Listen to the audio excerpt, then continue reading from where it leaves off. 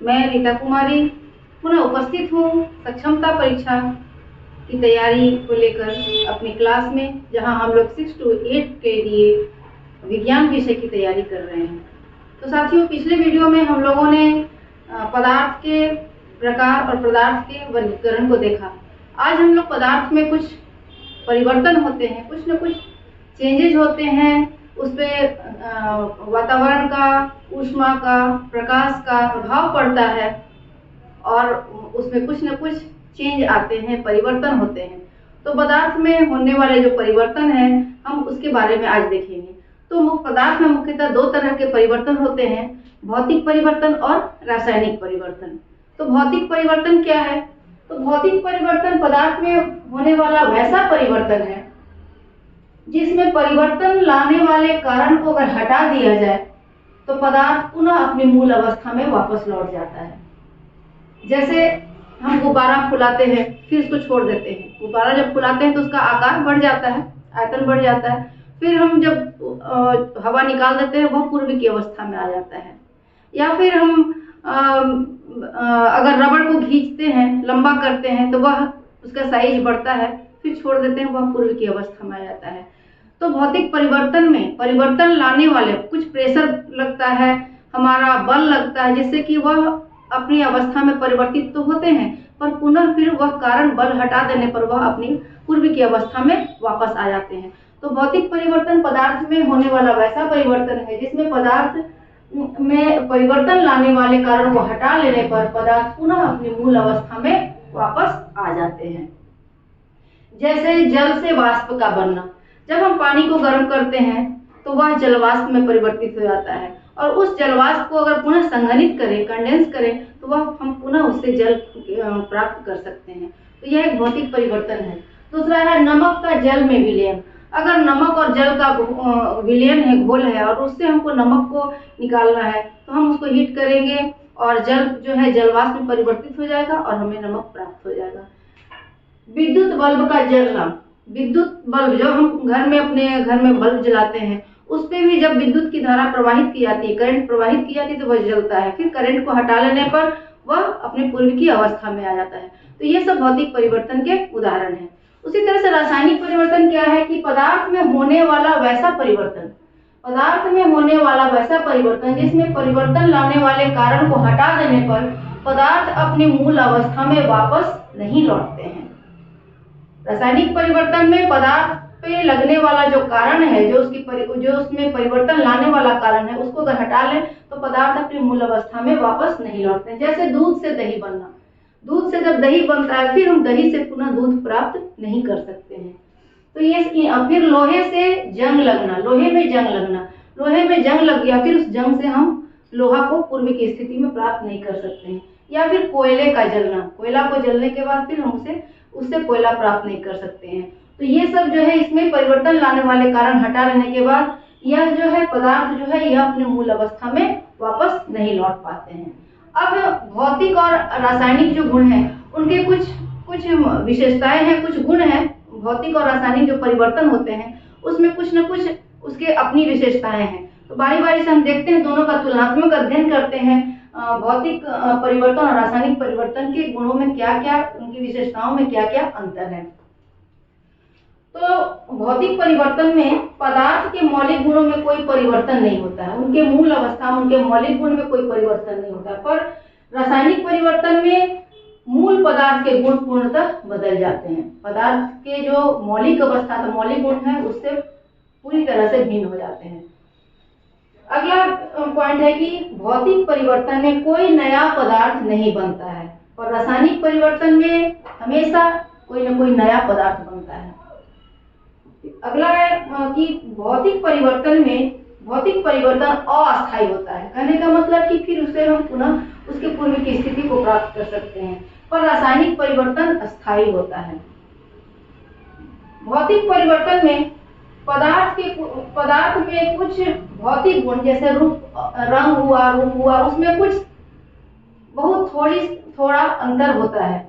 पर रासायनिक परिवर्तन में क्या होता है कि पदार्थ के भौतिक और रासायनिक गुण दोनों बदल जाते हैं। इसके बाद ये भौतिक परिवर्तन में ऊष्मा परिवर्तन नहीं होता है, ऊष्मा का कोई उसमें उत्सर्जन या अवशोषण नहीं होता है, पर रासायनिक परिवर्तन में ऊष्मा का परिवर्तन अवश्य होता है। फिर भौतिक परिवर्तन में देखते हैं हम कि पदार्थ के द्रव्यमान में कोई परिवर्तन नहीं होता है, कोई भी पदार्थ है उसके भार में अंतर नहीं होता है, जबकि रासायनिक परिवर्तन होने के बाद पदार्थ के द्रव्यमान परिवर्तित हो जाते हैं, उसके द्रव्यमान में कमी या अधिकता हो जाती है।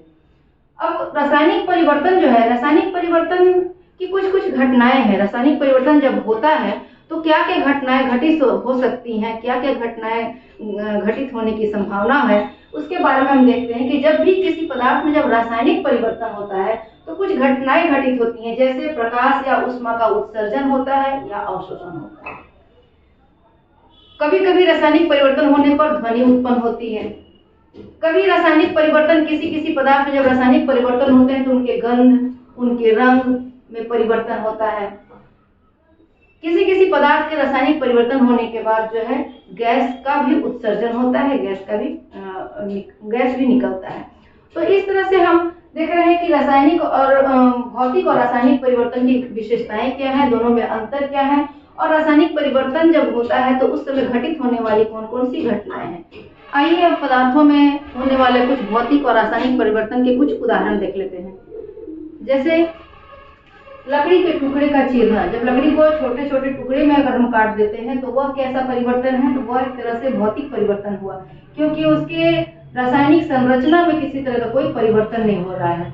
भले उसके साइज छोटे हो गए हैं पर उसके रासायनिक संरचना, उसके आणविक संरचना में किसी तरह का कोई परिवर्तन नहीं हो रहा है, इसलिए लकड़ी के टुकड़े का चीरना भौतिक परिवर्तन है।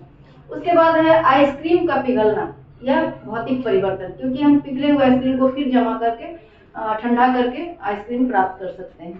नमक का जल में घुलना, नमक का जल में घुलना यह भी एक भौतिक परिवर्तन है। अगला है दूध का दही में बदलना। तो दूध का दही में बदलना यह एक रासायनिक परिवर्तन है, क्योंकि दही से पुनः हम दूध प्राप्त नहीं कर सकते हैं। बर्फ का जल में पिघलना, बर्फ का जल में बदलना। तो बर्फ का जल में बदलना यह एक भौतिक परिवर्तन है, क्योंकि जल से पुनः हम बर्फ प्राप्त कर सकते हैं। फूल का खिलना, पौधे में जब फूल खिलता है तो उसमें एक रासायनिक परिवर्तन होता है, तो क्योंकि वह उसमें एक खास प्रकार के हार्मोन का स्राव होता है और जो कि उस फूल को खिलने में मदद करते हैं। तो यह जो है फूल का खिलना रासायनिक परिवर्तन है। पेड़ से पत्ती का गिरना, यह भी रासायनिक परिवर्तन है। मोमबत्ती का जलना, मोमबत्ती का जलना यह एक रासायनिक परिवर्तन है, लेकिन मोमबत्ती का पिघलना अगर पूछा जाए तो मोमबत्ती का पिघलना भौतिक परिवर्तन है, क्योंकि पिघले हुए मोम से फिर हम मोम प्राप्त कर सकते हैं, और लेकिन मोमबत्ती का जलना जो है वह एक रासायनिक परिवर्तन है। यहाँ हमने दिया है मोमबत्ती का जलना, यह रासायनिक परिवर्तन है। मोम का पिघलना भौतिक परिवर्तन। चावल से भात बनना, चावल को जब हम पका देते हैं तो पका हुआ चावल जो है उस चावल में रासायनिक परिवर्तन होता है। कच्चे मिट्टी का ग्लास बनना, कच्चे मिट्टी से अगर हम ग्लास बनाते हैं तो वह भौतिक परिवर्तन है, लेकिन उसको पका करके जब हम उसका कच्ची मिट्टी का ग्लास बनाते हैं तो वहाँ रासायनिक परिवर्तन होता है, क्योंकि जहाँ हीट और उष्मा प्रकाश का यूज होता है, उपयोग होता है, तो वहाँ रासायनिक परिवर्तन होता है। गीले कपड़े का सूखना, यह एक भौतिक परिवर्तन है। मिट्टी से ईंट बनना, मिट्टी को ईंट बनाने के लिए जब मिट्टी को हम पकाते हैं, पका करके तब ईंट बनाते हैं, तो मिट्टी से ईंट बनना जो है यह हो गया रासायनिक परिवर्तन। आइए कुछ और देखते हैं। भोजन का पचना, भोजन का पचना रासायनिक परिवर्तन। फलों का पकना, वह भी रासायनिक परिवर्तन। दूध से पनीर बनना रासायनिक परिवर्तन है। जीव जंतुओं में वृद्धि या विकास जो होता है वह भी रासायनिक परिवर्तन। लकड़ी का जलना रासायनिक परिवर्तन। लोहे में जंग लगना रासायनिक परिवर्तन है। आटा का गूंथना, जब हम आटा को गूंथते हैं तो वह भौतिक परिवर्तन हुआ, लेकिन आटा से जब रोटी पकाते हैं, उस गूंथे हुए आटे से जब रोटी पकाते हैं तो वह हो जाता है रासायनिक परिवर्तन। कच्चे अंडे को उबालना रासायनिक परिवर्तन। आलू का टुकड़े काटना, जब आलू को छोटे छोटे टुकड़े में काटते हैं तो वह वहाँ भौतिक परिवर्तन होता है, क्योंकि लकड़ी के टुकड़े के जैसे आलू के टुकड़े में भी किसी तरह की कोई उसके रासायनिक संरचना में परिवर्तन नहीं होता है, तो यहाँ पर आलू के टुकड़े का कटना भौतिक परिवर्तन। इस तरह से हम लोगों ने पदार्थों में होने वाले जो भौतिक और रासायनिक परिवर्तन है उसके बारे में आज अध्ययन किया। आशा है कि आप लोगों को ये भौतिक और रासायनिक परिवर्तन अच्छी तरह से समझ में आ गया होगा। किसी तरह की अगर डाउट हो, प्रॉब्लम हो तो कमेंट सेक्शन में जरूर लिखिए। तो आज की वीडियो में इतना ही। फिर से मिलते हैं अपने नए टॉपिक के साथ नए वीडियो में। धन्यवाद।